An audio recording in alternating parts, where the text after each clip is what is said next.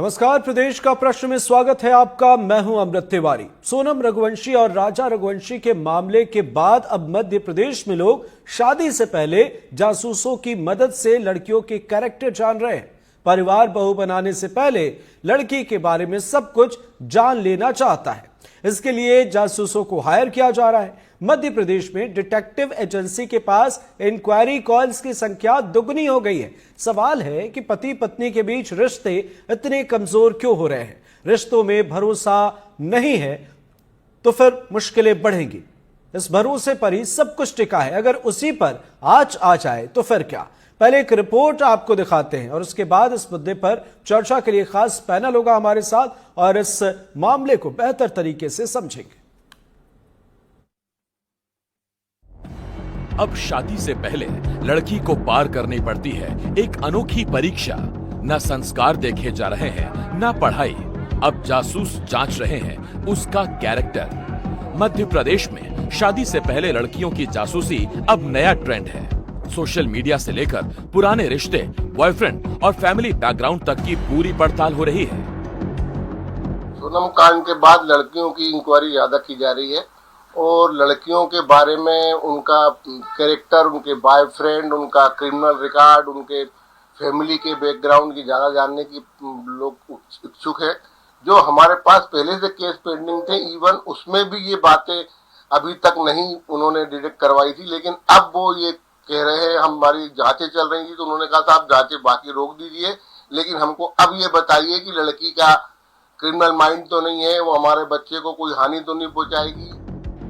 अब डिटेक्टिव एजेंसियां चला रही हैं प्री वेडिंग वेरिफिकेशन पैकेज। कीमत 25,000 रुपए से लेकर 1 लाख रुपए तक। शादी से पहले अब लड़की के कपड़े, आवाज, इंस्टाग्राम डीपी और यहाँ तक कि उसके देर रात ऑनलाइन रहने का कारण भी रिपोर्ट किया जा रहा है।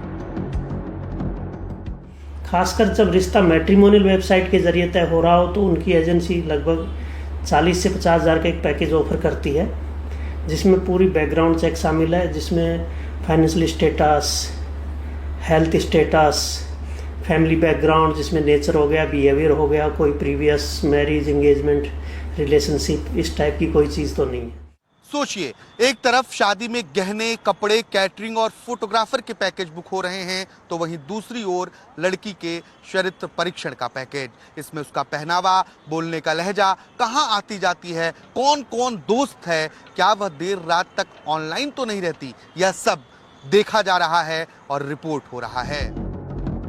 तो क्या हर लड़की अब शक के माइक्रोस्कोप के नीचे है? क्या हर रिश्ता अब जांच के बाद ही तय होगा? क्या हर लड़की एक संभावित अपराधी है जिसे शादी से पहले क्लीन चिट चाहिए? मनोवैज्ञानिक मानते हैं सीरीज देखकर अपराध का तरीका अपनाया जा रहा है।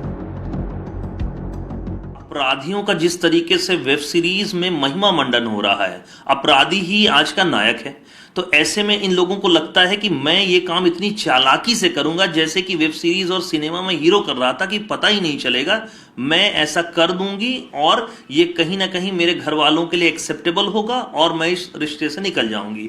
तो अगर कहने की आज़ादी शुरू में दी जाएगी, पहले ही ना कहने को स्वीकार किया जाएगा, तो मुझे लगता है ऐसी घटनाओं को प्रिवेंट किया जा सकता है। जहां रिश्ता भरोसे से बनता था, अब वहां शक से शुरुआत हो रही है। सवाल ये नहीं कि जांच हो या नहीं, सवाल ये है अब प्यार होगा या वेरिफिकेशन। प्यार और भरोसे के बीच शक और सुरक्षा की यह नई लड़ाई समाज के मिजाज को बदल रही है। सवाल ये नहीं है कि जांच हो या नहीं, सवाल ये है कि रिश्ते अब भरोसे से बनेंगे या बैकग्राउंड वेरिफिकेशन से।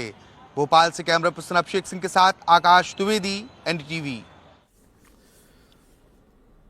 और इस खास मुद्दे पर चर्चा के लिए हमारे साथ पैनल में हैं। सबसे आपका परिचय कराते हैं। डॉक्टर शोभा शर्मा जी हैं, मनोवैज्ञानिक और यशोदा सुपर स्पेशलिटी हॉस्पिटल से हैं। बहुत बहुत स्वागत है आपका। इसके साथ हमारे साथ आनंद वर्धन शुक्ला जी हैं, रिटायर्ड आईपीएस, आपका भी बहुत बहुत स्वागत है। हमारे साथ हैं वर्षा गोयल जी, सामाजिक कार्यकर्ता, आपका भी बहुत बहुत स्वागत है। हमारे साथ दो सहयोगी जुड़ रहे हैं, नीलेश त्रिपाठी और आकाश द्विवेदी। आज जो आंकड़े सामने आए हैं या जिस मुद्दे पर हम चर्चा के लिए यहाँ पर आप सभी के साथ बैठे हुए हैं, हमने जो आपको खबर दिखाई, एक बड़ा मामला जो सामने आया, लगातार हमारे सहयोगी अजय शर्मा उस मामले पर अपडेट से आपको रूबरू कराते रहे हैं राजा रघुवंशी सोनम रघुवंशी मामले को लेकर। और भोपाल से ही ये जानकारी सामने आई है कि अब डिटेक्टिव एजेंसी के पास आने वाले फोन कॉल्स की संख्या बढ़ गई है। लोग अब शादी या किसी रिश्ते से पहले एक दूसरे को समझ रहे हैं, जान रहे हैं, और इसके लिए डिटेक्टिव एजेंसी से डिटेक्टिव हायर किए जा रहे हैं। तो सबसे पहले एक अपडेट आकाश आपसे समझना चाहेंगे कि राजधानी भोपाल में, मध्य प्रदेश में इस मामले को कैसे देखा जा रहा है, क्या है एक अपडेट अजय, और इसके बाद बाकी मेहमान भी हमारे साथ हैं। अजय। देखिए अमृत, सबसे महत्वपूर्ण सवाल ये है कि जहां तमाम रिश्ते तार-तार हो रहे हैं और जो सबसे भरोसे के रिश्तों में कत्ल हो रहे हैं, तो इस तरीके से परिस्थितियां बदलनी ही थी और बदली भी। ऐसा नहीं है डिटेक्टिव को लेकर पहली बार कोई बातें निकलकर या तथ्य निकलकर सामने आए हैं। इसके पहले भी डिटेक्टिव एजेंसियों का कामकाज बहुत तेज़ी से चलता रहा है। अक्सर लोग निजी रिश्तों में पति पत्नियों के बीच इस तरीके से मामले निकलकर सामने आते थे जब एक दूसरे की जासूसी कराई जाती थी। फ़र्क सिर्फ इतना हो गया है कि अब शादी के पहले बैकग्राउंड चेक हो रहे हैं। आमतौर पर आपने और हमने हमारे घर के आपसी सहयोगी रिश्तों में इस चीज़ को बहुत बेहतर तरीके से जाना है कि किसी शहर में यदि लड़की का रिश्ता होना है या लड़के का रिश्ता होना है, तो शहर के संभावित और प्रभावशाली लोगों से खुद ही परिवार के लोग या किसी दूसरे से संपर्क कराते हैं कि भाई वो फला लड़के के घर की स्थिति क्या है, वो लड़का कैसा है, खाता पीता तो नहीं है, उसका कोई रिश्ता तो नहीं है, या फला शहर में रहने वाली वो लड़की कैसी है, ठीक ठाक तो है, कैरेक्टर तो ठीक है उसका, कहीं इस तरीके की स्थितियाँ परिस्थितियाँ तो नहीं हैं उनके घर परिवार के साथ कि ताकि कल को हम ब्याह करें तो किसी तरीके की दूसरी तरीके की स्थितियों से निपटना पड़े हमें। लेकिन यहाँ ये देखना होगा कि पूरी तरीके से जब भरोसे का कत्ल हो जाता है तब इस तरीके की स्थितियाँ ज़्यादा पैदा होती हैं और कमोवेश वैसी ही स्थिति यहाँ बन रही है। और यही कारण है कि एजेंसियों के जो डिटेक्टिव एजेंसियाँ हैं उनका कारोबार जो है दुगना हो गया है। मोटा मुनाफा ये एजेंसियाँ कमा रही हैं। भरोसे का कत्ल हुआ लेकिन एजेंसियों की चांदी हो चली है। और यही कारण है कि अब लगातार जो बैकग्राउंड चेकर हैं वो लड़के लड़कियों के लिए सबसे ज़्यादा संपर्क कर रहे हैं। इसके लिए कोई ख़ास तरीके की तरकीब नहीं होती है। आमतौर पर ये जो एजेंसियां काम कर रही हैं इन पर भी सवाल हैं, सवालों के घेरे में ये भी हैं। जितने रिश्ते सवालों के घेरे में हैं उतनी एजेंसियां भी सवालों के घेरे में हैं। हमारे सोशल नेटवर्किंग साइट इतनी हाईटेक हो गई हैं कि आप कहाँ किसके संपर्क में हैं ये कुछ भी आप किसी भी तरीके से पता नहीं लगा सकते हैं। जो दुनिया के कोई भी सोशल मीडिया प्लेटफॉर्म नहीं इस्तेमाल कर रहा है वो टेक्स्ट मैसेज पे बात कर रहा है। आप देखते रहिए व्हाट्सएप पे सीन उसका कब का रहा है कब का नहीं रहा है। जो दुनिया में सबसे बेहतर तरीके से काम करने वाले लोग हैं वो सोशल नेटवर्किंग साइट इस्तेमाल ही नहीं कर रहे हैं, इंस्टाग्राम नहीं चला रहे हैं, फेसबुक नहीं चला रहे हैं, सबके प्रोफाइल लॉक हैं। आप देखते रहिए किसी को भी, तो बहुत सारी चीजें हैं। अब आप किसी के आगे पीछे विकल्प तो बहुत हैं, लेकिन सबसे बड़ा सवाल यह है कि जब भी किसी रिश्ते की शुरुआत होने वाली होती है तो आमतौर पर वो एक अलग एहसास होता है और एक बड़ा चेंज आता है। तो क्या ये चीजें कारगर हैं इस पर समझेंगे। लेकिन एक आंकड़ा, एक तस्वीर जो मध्य प्रदेश से, भोपाल से सामने आई है डिटेक्टिव एजेंसी को लेकर, एक आंकड़ा हमारे सहयोगी नीलेश त्रिपाठी भी यहां पर लेकर बैठे हुए हैं और ये भी हैरान करने वाला मामला है। सिर्फ महिलाओं को ही ट्रोल किया जा रहा है, लेकिन जो आंकड़े अभी हमारे सहयोगी नीलेश त्रिपाठी बताएंगे ये भी चौंकाने वाले हैं। नीलेश बताएं क्या है छत्तीसगढ़ के आंकड़े आज हमने देखे हैं और वहां से जो आंकड़े सामने आए वहां पतियों से दहशत है। बिल्कुल, देखिए अमृत, ये कहना दहशत शब्द पतियों से या पत्नियों से दहशत, ये सोशल मीडिया में जो ट्रोल्स हो रहे हैं उसी की भाषा हो सकती है। लेकिन जो आंकड़े हैं, लगातार सोनम रघुवंशी केस जिसका हम अभी थोड़ी देर पहले जिक्र कर रहे थे, उस केस के बाद हमने देखा कि सोशल मीडिया पर लगातार पत्नियों को, खास महिलाओं को और खासकर पत्नियों को ट्रोल किया जा रहा है और कहा जा रहा है कि अब बीवियां भी जानलेवा हो गई हैं और उस केस को बार बार उसके मीम्स बनाए जा रहे हैं और महिलाओं को टारगेट किया जा रहा है। इसी बीच हमारी कोशिश थी कि हम कुछ ऐसे आंकड़े निकालें जिसमें इस बात पे, हालांकि किसी से कंपेयर करना, क्योंकि मुझे और ऐसा लगता है कि किसी भी अपराधी का कोई जाति, धर्म, लिंग या समुदाय या वर्ग से उसका कोई संबंध नहीं होता है। अधिकारी जो अपराधी है वो अपराधी ही होता है। छत्तीसगढ़ में जो आंकड़े पिछले 115 दिनों के हमने निकाले कि 1 मार्च 2025 से 15 जून 2025 तक में छत्तीसगढ़ में जो हत्याएं हुई उनमें जो महिलाओं की हत्याएं हुई और महिलाओं की हत्याओं में वो आरोपी जो मुख्य आरोपियों में कौन कौन है, तो हमने पाया कि ऐसी 30 ऐसी घटनाएं हुई हैं सिर्फ 115 दिनों में, जिसमें पतियों ने अपनी बीवियों को मार डाला और मारने के पीछे के रीजन बिल्कुल बड़े सही आपने कहा। अजीब और नीलेश आते हैं आपके पास और हमारे साथ शोभा जी हैं, हमारे साथ वर्षा जी हैं, आपके पास भी आएंगे। लेकिन उससे पहले आप जिस आंकड़े का जिक्र कर रहे हैं वो हम दर्शकों को बेहतर तरीके से बता दें कि इंदौर के राजा रघुवंशी की हत्या के बाद सोशल मीडिया पर पत्नियों को खूब ट्रोल किया जा रहा है। पत्नियों को जानलेवा बताते हुए मीम्स बनाए जा रहे हैं, क्योंकि राजा की हत्या के आरोप में उनकी नई नवेली दुल्हन सोनम को भी गिरफ्तार किया गया। सोशल मीडिया पर पत्नियों को लेकर मीम्स की बाढ़ के बीच छत्तीसगढ़ से हैरान करने वाले आंकड़े सामने आए। एक रिपोर्ट देखिए।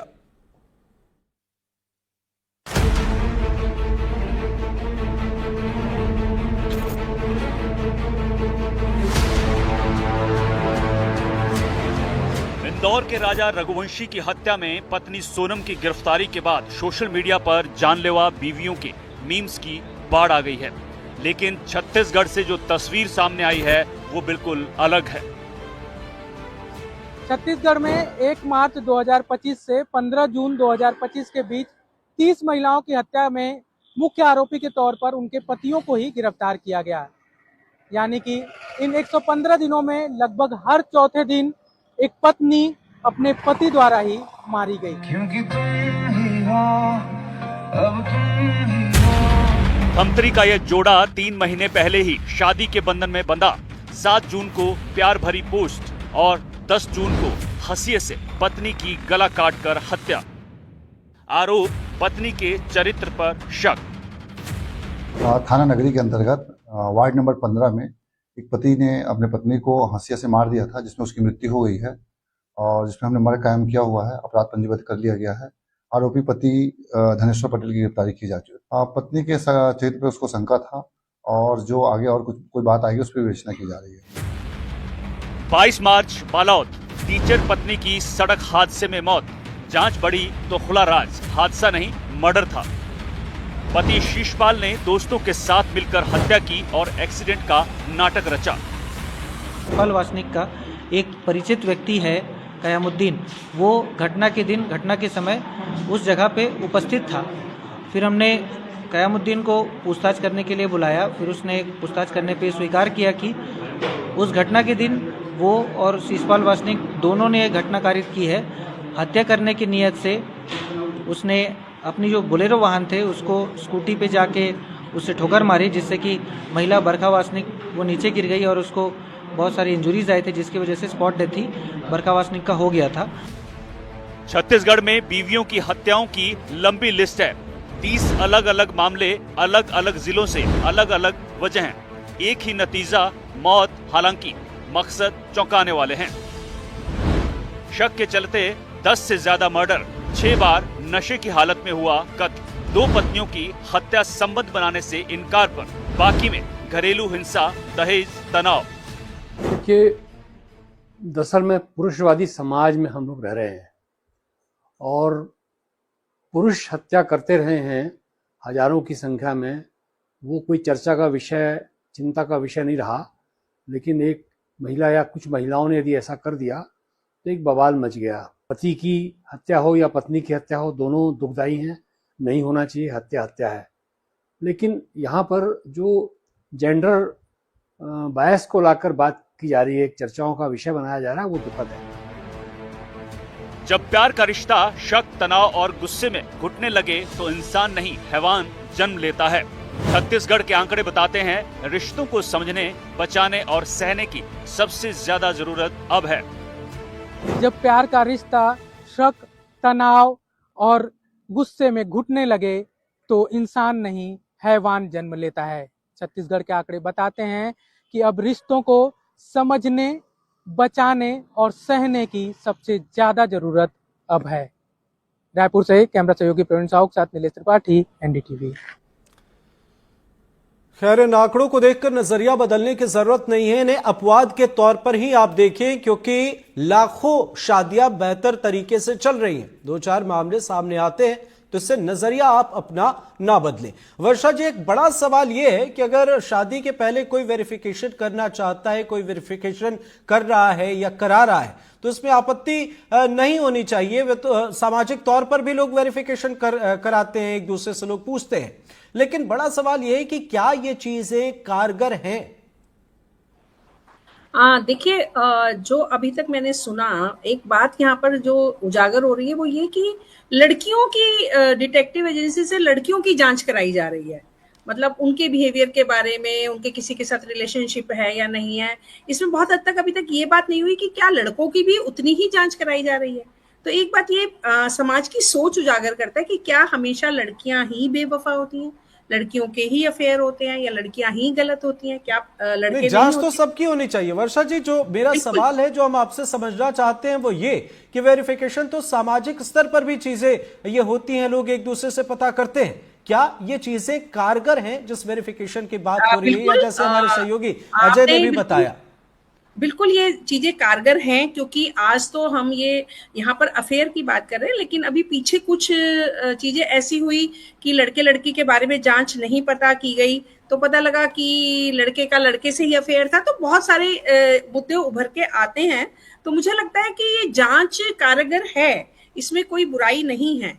अगर चाहे लड़के की हो चाहे लड़की की हो, अगर डिटेक्टिव एजेंसी से कराएं, आप अपने रिश्तेदारों से पता करें, आप अपने पड़ोसियों से पता करिए, किसी से भी, तो जांच कराने में कोई बुराई नहीं है। क्योंकि शादी के बाद 2-3 घर बर्बाद हो, उससे ज्यादा अच्छा है कि आप इस चीज को स्वीकार कर लें कि हमने पहले ही जांच कराई थी। तो मेरे को लगता है कि उससे हम काफी हद तक आने वाले नुकसान से बच सकते हैं, और पेरेंट्स की तसल्ली हो सकती है, बच्चों की भी तसल्ली हो सकती है। तो मुझे इसमें कोई बुराई नजर नहीं आती।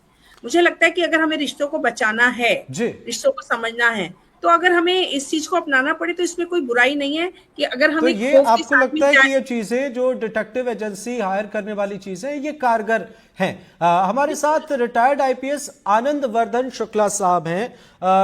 आनंद जी, एक बड़ा सवाल यह है कि क्या मजबूरी आप देखते हैं या क्या वजह आप देखते हैं? लंबा अनुभव रहा है आपका महकमे में, कई तरह के लोगों को आपने देखा होगा, हैंडल किया होगा। सर, मर्डर प्लान लोग कर ले रहे हैं, डिवोर्स प्लान क्यों नहीं कर पाते? बहुत सी इंपॉर्टेंट बातें हैं इसमें। समाज का टूटता हुआ ताना बाना इसके लिए ज्यादा महत्वपूर्ण है और इम्पॉर्टेंट है। और आजकल हो गया है, सोशल मीडिया ने इसी तरह के सिनेमा और वेब सीरीज और सीरियल्स इस तरह के कि हर आदमी औरत एक नए सिरे से सोचने लगता है कि अच्छा ऐसा भी हो सकता है।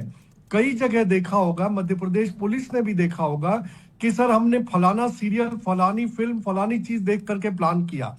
तो जिस तरह का विश्वास टूट रहा है, ये इसका मुख्य कारण है।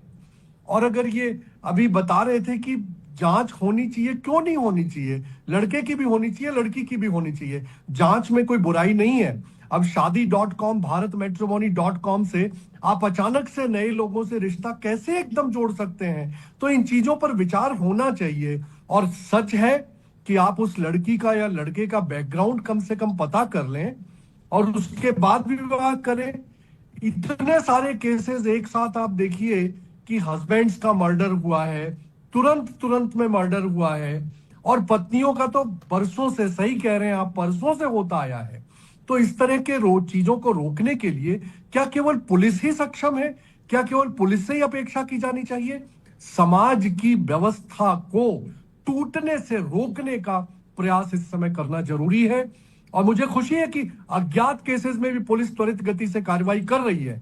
चाहे इंदौर की पुलिस हो या शिलांग की पुलिस हो या रायपुर की पुलिस हो, कार्रवाई हो रही है, लोग पकड़े जा रहे हैं। लेकिन क्या दूसरों को इससे सबक नहीं मिलना चाहिए? तो ये सारी महत्वपूर्ण बातें हैं जिन पर विस्तार से समाज में, सोशल ग्रुप में चर्चा होनी चाहिए। और अच्छा है कि आपने इस विषय को उठाया है आज।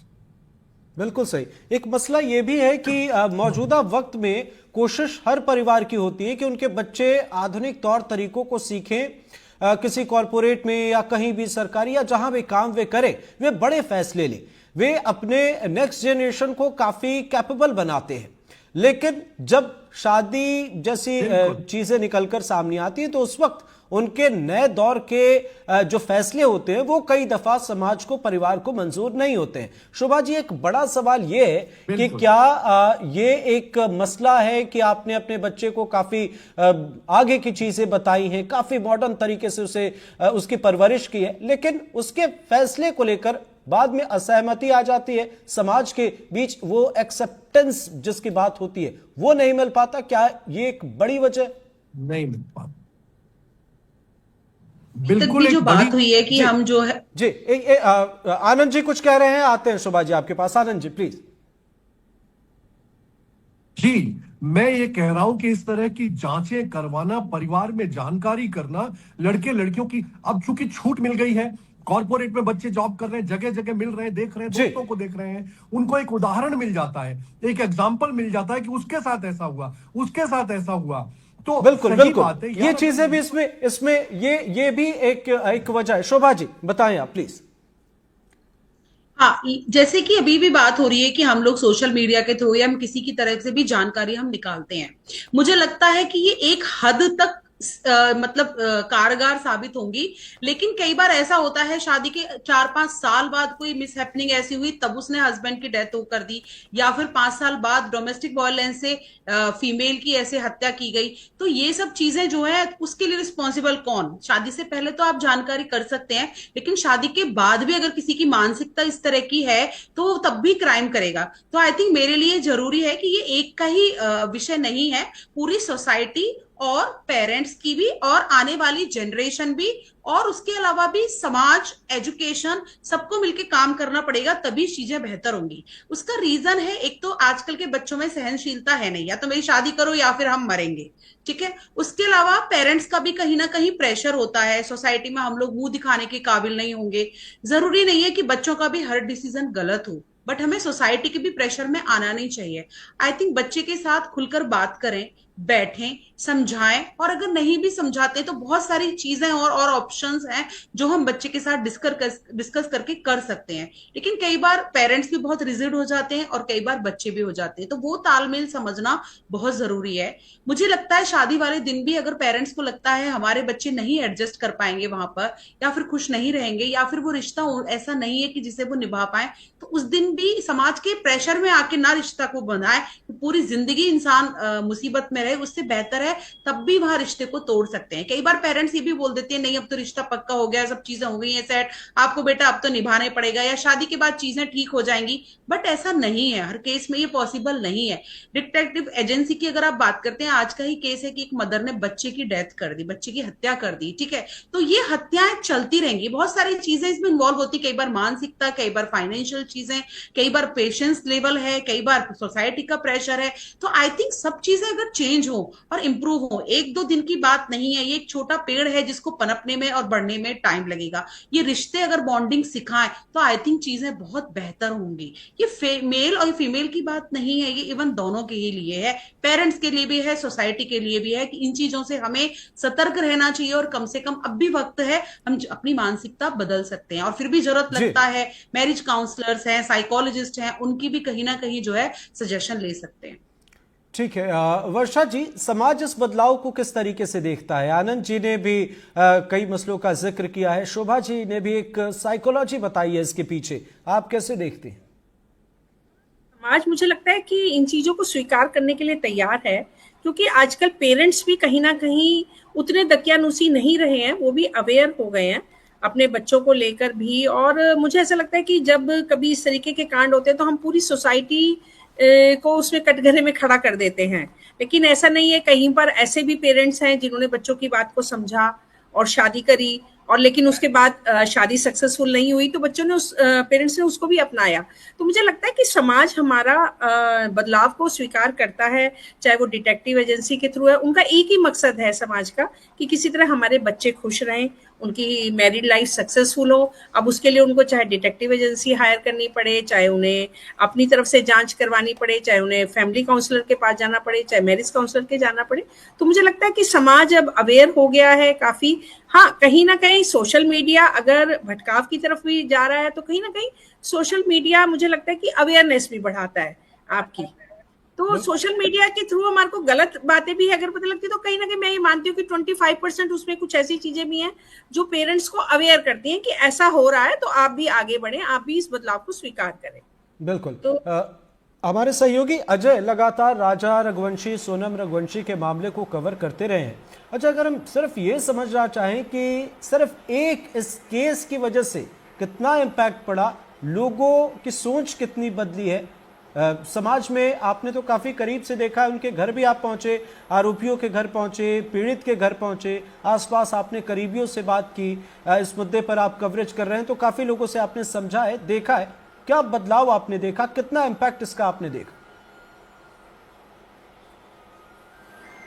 देखिए, सबसे ज़्यादा शुरुआती बात है ना, आप कहते हैं बच्चों से डिस्कशन करिए। मेरे तो माँ बाप ने मेरे से कभी डिस्कशन नहीं किया और अमृत आपसे भी नहीं किया होगा। और जो अनुशासन का पार्ट, मेरी अपब्रिंगिंग जो अनुशासन के बीच में हुई वो कभी नहीं हुई। मेरी माँ, यदि मैं सड़क पे अपनी गली में खेलता था और बाहर आके खड़ी होती थी तो मुझे दिख जाता था कि मेरी माँ बाहर कैसे आई, मतलब मेरे ही लिए आई हैं, मुझे उनके पास दौड़ के जाना है और बात करना है कि आप कैसे आए बाहर। ठीक है, ये पहला एक उदाहरण देता हूँ। अब राजा रघुवंशी और सोनम रघुवंशी के केस में भी मैं आपको बताऊं, सबसे बड़ी गलती पिताजी से हुई, माँ से हुई।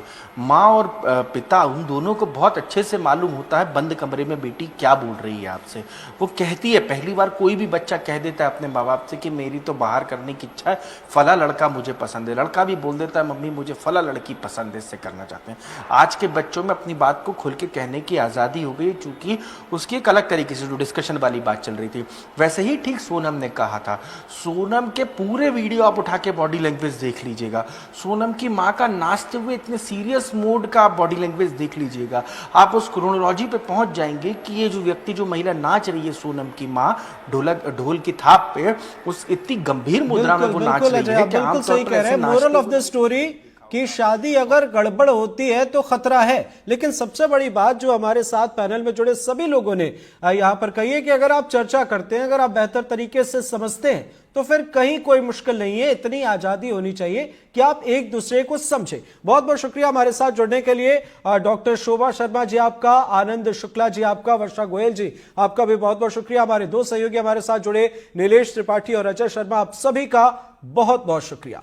और इसी के साथ हमारे इस खास कार्यक्रम में फिलहाल इतना ही। नमस्कार।